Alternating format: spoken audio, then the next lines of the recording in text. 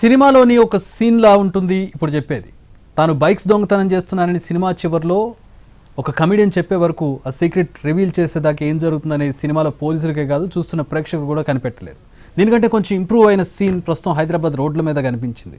ఓ వ్యక్తి దర్జాగా బైక్లో కిలోలు డ్రగ్స్ తీసుకెళ్తున్నా హెల్మెట్ లేదని పోలీసులు ఫోటోలు తీస్తూ కూర్చున్నారు తప్ప ఆపి తనిఖీలు చేసిన పాపన పోలేదు. పొరపాటున ఒకవేళ ఆపిన డ్రైవింగ్ లైసెన్స్, బైక్ పేపర్లు అడుగుతారు తప్ప బ్యాగ్లో ఏముందని చెక్ చేసే బాధ్యత పోలీసులకు ఉండదు, ట్రాఫిక్ పోలీసులకు ఉండదు. సో ఆ విధమైనటువంటి లూప్ హోల్ని ఆసరాగా తీసుకొని ఈ దొంగ ప్రస్తుతం డ్రగ్స్ సరఫరా చేశాడు. పోలీసులు బ్యాగ్ చెక్ చేయకపోయేసరికి డ్రగ్స్ యథేచ్ఛగా సరఫరా చేశాడు ఇతను.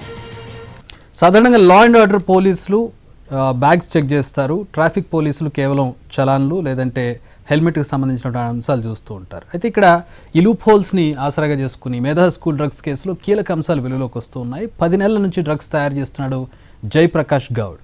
సొంతగా తయారు చేసిన డ్రగ్స్ని 2 వీలర్ పైనే సప్లై చేశాడు.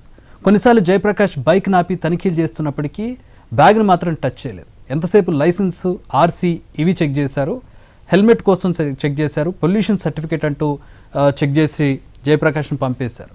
ఎందుకంటే అది ట్రాఫిక్ పోలీసుల పని. అతను దర్జాగా బ్యాగ్లో డ్రగ్స్ దాచి తీసుకెళ్లేవాడు. హైదరాబాద్ నుంచి మహబూబ్ నగర్, సంగారెడ్డి కూడా 2 వీలర్ పైనే డ్రగ్స్ సరఫరా చేసేవాడు జయప్రకాష్ గౌడ్. మహబూబ్ నగర్లోని కల్లు కాంపౌండ్ యజమానికి మత్తుమంది అమ్మాడు జయప్రకాష్ గౌడ్. అలా వచ్చిన డబ్బును ఫ్యాక్టరీలోనే ఎక్కడ పడితే అక్కడే పడేశాడు జయప్రకాష్ గౌడ్.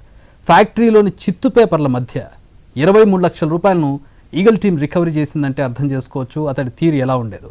ఎవరికీ అనుమానం రాకుండా ఒక సాధారణ వ్యక్తిలా బైక్ మీద బ్యాగ్ వేసుకుని వెళ్ళి డ్రగ్స్ సరఫరా చేసేటటువంటి తీరు ప్రస్తుతం ఆశ్చర్యం కలిగిస్తోంది.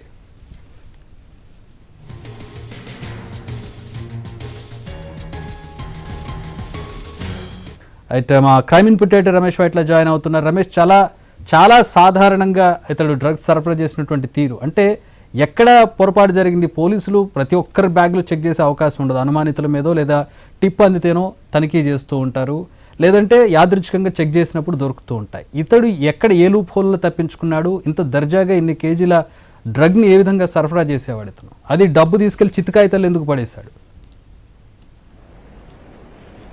ఏదైతే చక్రి ముఖ్యంగా చూసినట్లయితే మేధా స్కూల్ డ్రగ్స్ కేసులో అత్యంత కీలక విషయాలు కూడా ఒక్కసారిగా వెలుగులోకి వస్తున్నాయి. అయితే గత 10 నెలల నుంచి ప్రతిరోజు మినిమం కేజీ నుంచి 5 కేజీల చొప్పున మత్తుమందు తయారు చేసి అతను హైదరాబాద్ తో పాటు మహబూబ్ నగర్, సంగారెడ్డి, జైరాబాద్ మొత్తంగా ఈ 3 ప్రాంతాల్లో కూడా తన తయారు చేసిన మత్తుమందును అమ్మేసినట్లుగా చెప్తున్నారు. అంతేకాకుండా వచ్చిన డబ్బుని ఎక్కడ పడితే అక్కడ తన ఫ్యాక్టరీలో ఎక్కడ పడితే అక్కడ పడేశాడు, చిత్తు కాయిదాల మధ్యలో పడేశాడు. అంటే అతని సంపాదన ఏ విధంగా ఉందో చూడవచ్చు. అంతేకాకుండా అతను ఒక స్కూల్ నడుపుతున్నాడు, మెదాస్ హై స్కూల్ అని చెప్పి నడుపుతున్నాడు. అది 1వ క్లాస్ నుండి 10వ తరగతి వరకు ఉన్నది. కానీ ఆ స్కూల్లో ఉన్న పేరెంట్స్ ని ఏ రోజు కూడా ఫీజుల కోసం అతను ఒత్తిడి తీసుకురాలేదు.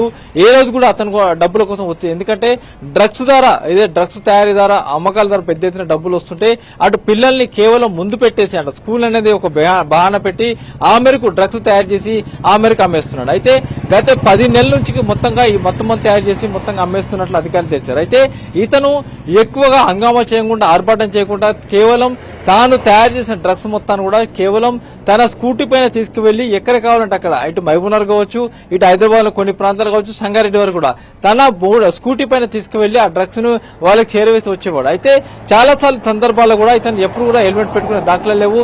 హెల్మెట్ పెట్టుకోకపోవడంతో చాలా సార్లు ట్రాఫిక్ పోలీసులు అతను స్కూటీని ఆపేసి అతన్ని చెక్ చేసి, అంటే కేవలం అంటే ట్రాఫిక్ పోలీసులు కేవలం లైసెన్స్ కావచ్చు, లేకుంటే హెల్మెట్ కావచ్చు, లేకుంటే పొల్యూషన్ చెక్ కావచ్చు, ఈ సర్టిఫికెట్ మాత్రం చెక్ చేస్తారు, మిగతా వస్తువులు ముట్టుకోరు. అయితే ఆ మధ్య చూసినట్లయితే చాలా సార్లు పోలీసులు ఇతను వెహికల్ చెక్ చేసినప్పటికీ అతను బ్యాగ్ లో పెట్టుకున్న మత్తు పదార్థాలు మాత్రం ఎప్పుడు అధికారులు చెక్ చేయలేదు, అతను ఎప్పుడు వదిలేశారు. అయితే ఇలా చూస్తే ఒక సినీ పక్కిలో ఇతను తీసుకువెళ్లి ఆ డ్రగ్స్ మొత్తాన్ని సప్లై చేశారు. అయితే ప్రతిరోజు కిలో చొప్పున అతను తప్పనిసరిగా అల్పదూరం డ్రగ్ తయారు చేసి అతను విక్రయించాడు. అయితే దీని ద్వారా పెద్ద ఎత్తున డబ్బులు రావడం జరిగింది. అయితే గత 10 నెలల క్రితం గురువారెడ్డి అనే ఒక కెమికల్ అనాలిస్ట్ కలిసినప్పుడు అతన్ని ఫార్ములా మొత్తం ఇస్తే దాదాపు 3 నుంచి 4 సార్లు మొత్తంగా ఫార్ములా తయారు చేసి డ్రగ్ తయారు ప్రయత్నం చేసి విఫలమయ్యాడు.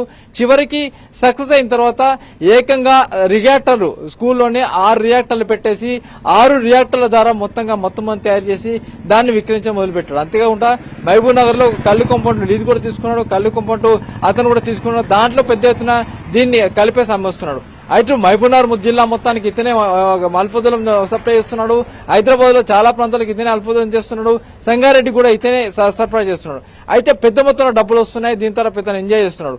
కానీ ఇతను ఎప్పుడు కూడా పిల్లల్ని చాలా కొట్టేవాడు, తిట్టేవాడు, అంతేకాకుండా చాలా మంది భయపెట్టేవాడు. పిల్లలు ఎటువైపు కూడా ఆ డ్రగ్స్ తయారు చేస్తున్న హాల్ వరకు ఎవరు రానిచ్చేవారు కాదు. అయితే ఇప్పుడు దీనికి సంబంధించి చూసినట్లయితే సినిమా పక్కిలో డ్రగ్స్ తయారు చేసి సప్లై చేశాడు. అంతేకాకుండా ఇప్పుడు దీనికి సంబంధించి సీరియస్ గా తీసుకున్న ప్రభుత్వం స్కూల్ లైసెన్స్ రద్దు చేసింది. అందులో చదువుకున్న పిల్లల్ని వేరే దగ్గర కూడా చేర్పించే ప్రయత్నాలు కొనసాగుతుంది. ఏదేమైనా సినీ పక్కిలో డబ్బులు మొత్తంగా డ్రగ్స్ తయారు చేసి అమ్మాడు. All right, thanks for the updates Ramesh.